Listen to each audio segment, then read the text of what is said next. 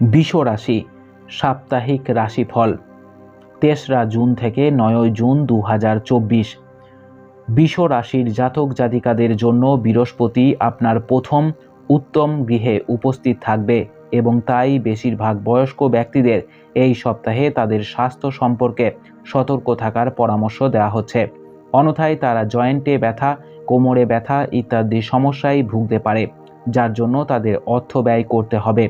এই সপ্তাহে একটি বড় দলে আর্থিকভাবে অংশগ্রহণ করা আপনার জন্য আকর্ষণীয় প্রমাণিত হবে।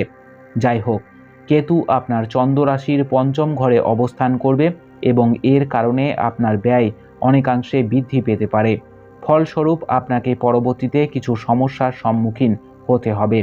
এই সপ্তাহে আপনার কথা এবং আপনার কথাকে নিয়ন্ত্রণ করার বিশেষ প্রয়োজন হবে, কারণ এই সময়ে আপনি পরিবারের কোনো সদস্যের সাথে কথা বলার সময় এমন কিছু বলতে পারেন যার কারণে তারা আপনার কথাই ভুল ব্যাখ্যা করতে পারে এবং আপনার সাথে ঝগড়া করতে পারে।